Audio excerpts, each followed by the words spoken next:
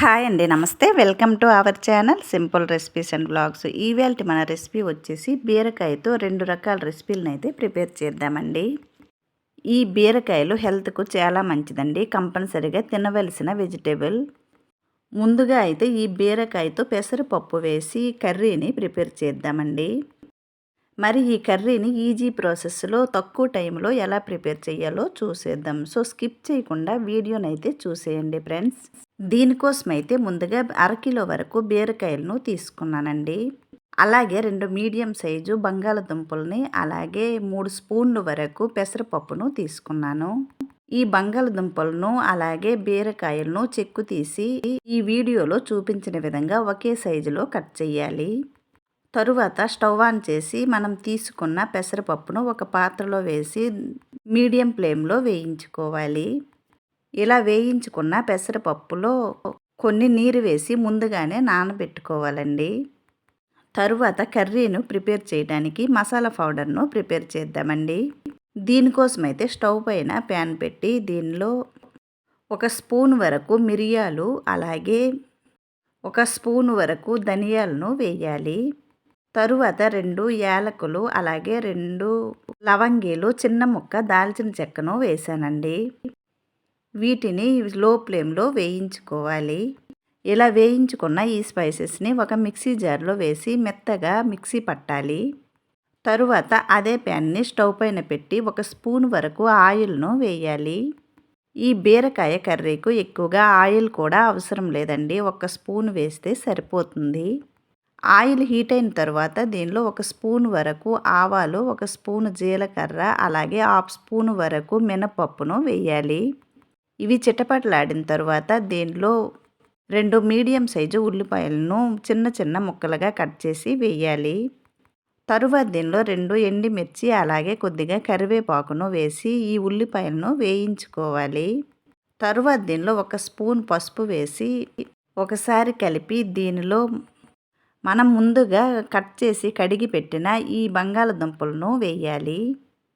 ఇవి వేసిన తర్వాత ఒకసారి కలిపి మూత పెట్టి ఈ బంగాళదుంపలను లో ఫ్లేమ్లో వేయించుకోవాలి.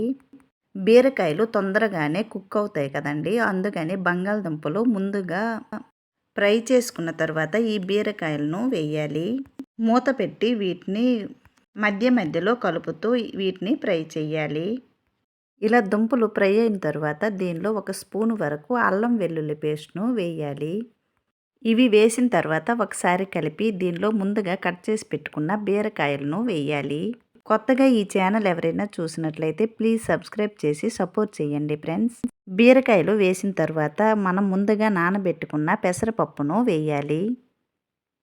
ఈ పెసరపప్పు వేసిన తర్వాత వీటిని ఒకసారి అన్నీ మిక్స్ అయ్యేటట్టు కలుపుకోవాలి. ఈ కర్రీ చాలా బాగుంటుందండి, తప్పకుండా మీరు కూడా ట్రై చేయండి. ఈ కర్రీ రైస్లోకి, చపాతీలోకి చాలా బాగుంటుంది.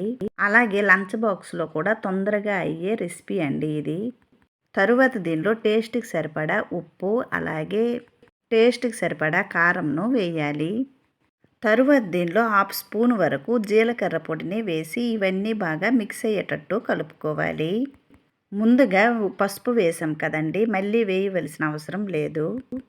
తరువాత దీన్ని మూత పెట్టి మీడియం ఫ్లేమ్లో ఈ బీరకాయలను ఉడికించుకోవాలి. దీనిలో వాటర్ ఏమీ వేయలేదండి, బీరకాయల్లో వాటర్ వస్తుంది కదండి, ఈ వాటర్తోనే కొద్దిసేపు ఉడికించుకోవాలి. మధ్య మధ్యలో కలుపుతూ ఈ కర్రీని ఉడికించుకోవాలి.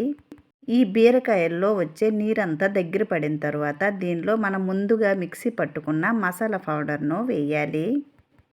తరువాత ఈ కర్రీలో అవసరమైతే ఒక చిన్న గ్లాసు వరకు నీరు వేసి మూత పెట్టి మీడియం ఫ్లేమ్లో ఈ కర్రీని దగ్గర పడేంత వరకు ఉడికించుకోవాలి. మధ్య మధ్యలో కలుపుతూ అడుగంటకుండా ఈ కర్రీని కుక్ చేసుకోవాలండి. చూడండి, ఇలా మధ్య మధ్యలో కలుపుతూ ఈ కర్రీని ఉడికించుకోవాలి. చూడండి, ఈ కర్రీ అయితే దగ్గర పడింది. ఇలా చిక్కగా గ్రేవీలా ఉంటే బాగుంటుందండి. చివరిలో కొద్దిగా కొత్తిమీర వేస్తే ఎంతో టేస్టీగా ఉండే బీరకాయ పెసరపప్పు కర్రీ అయితే రెడీ అయినట్టే. ఇప్పుడైతే ఒక ప్లేట్లోకి సర్వ్ చేసుకుందాము. మరి ఈ టేస్టీ రెసిపీ మీకు కూడా నచ్చింది కదండి. నచ్చినట్లయితే మీరు కూడా తప్పకుండా ట్రై చేసి ఎలా వచ్చిందో కామెంట్ బాక్స్లో తెలియచేయండి ఫ్రెండ్స్. మరి ఇప్పుడైతే ఈ బీరకాయతో రెండవ రెసిపీని ప్రిపేర్ చేద్దామండి. ఎప్పుడు ఈ బీరకాయను ఒకేలా ఫ్రై చేయకుండా ఇలా డిఫరెంట్గా ఫ్రై చేద్దాము. ఈ బీరకాయ ఫ్రై చేయడానికి ఇక్కడ నేను 2 చెక్కు తీసి కడిగి పెట్టుకున్న బీరకాయలను తీసుకున్నానండి. అలాగే 2 మీడియం సైజు ఉల్లిపాయలను తీసుకున్నాను. ఈ బీరకాయలను ఉల్లిపాయలను ఈ వీడియోలో చూపించిన విధంగా రౌండ్గా కట్ చేయాలి.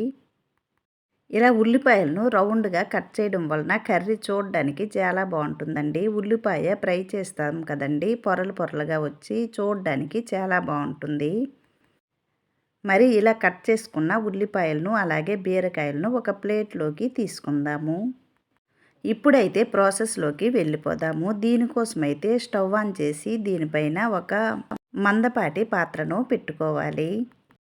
ఇలా పాత్రను పెట్టుకున్న తర్వాత దీనిలో 1 స్పూన్ వరకు ఆయిల్ను వేయాలి.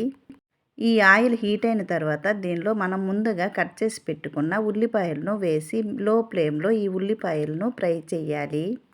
వీటిని ఫ్రై చేసినప్పుడే చిటికెడు పసుపు వేసి ఉల్లిపాయలను ఫ్రై చేయాలి. ఈ ఉల్లిపాయలు పూర్తిగా రోస్ట్గా కాకుండా జస్ట్ ఇలా ఫ్రై చేసి తీసేయాలండి. చూడండి, ఇలా కొద్దిగా పచ్చిగా ఉన్నప్పుడే ఈ ఉల్లిపాయలను తీసి ఒక ప్లేట్లోకి తీసుకుందాము. తరువాత అదే ప్యాన్లో ఆయిల్ ఉంటుంది కదండి, అదే ఆయిల్లో 1/2 స్పూన్ వరకు జీలకర్ర, 1/2 స్పూన్ వరకు ఆవాలను వేసి ఇవి చిటపట్లాడిన తర్వాత దీనిలో మనం ముందుగా కట్ చేసి పెట్టుకున్న బీరకాయలను వేయాలి. తరువాత దీనిలో కొద్దిగా కరివేపాకును అలాగే మనం తిన్న కారాన్ని బట్టి ఎండుమిర్చిని కట్ చేసి వేయాలి. ఇవి వేసిన తర్వాత ఒకసారి కలిపి దీనిలో టేస్ట్కి సరిపడా ఉప్పు వేసి అలాగే 1/2 స్పూన్ వరకు పసుపును వేసి వీటిని ఒకసారి కలిపి మూత పెట్టి లో ఫ్లేమ్లో వీటిని ఫ్రై చేయాలి. ఈ బీరకాయలను మధ్య మధ్యలో అడుగంటకుండా కలుపుతూ వీటిని ఫ్రై చేయాలి. చూడండి, ఇక్కడైతే బీరకాయలు ఫ్రై అయ్యావండి. తరువాత దీనిలో మనం ముందుగా ఫ్రై చేసుకున్న ఉల్లిపాయలను వేసి ఒకసారి కలిపి దీనిలో 1 స్పూన్ వరకు గరం మసాలా పౌడర్ను వేయాలి. తరువాత ఈ గరం మసాలా పౌడర్ ఈ ముక్కలన్నిటికీ పట్టేటట్టు ఒకసారి కలిపి ఒక ప్లేట్లో సర్వ్ చేసుకుంటే ఎంతో టేస్టీగా ఉండే బీరకాయల ఫ్రై అయితే రెడీ అయ్యింది.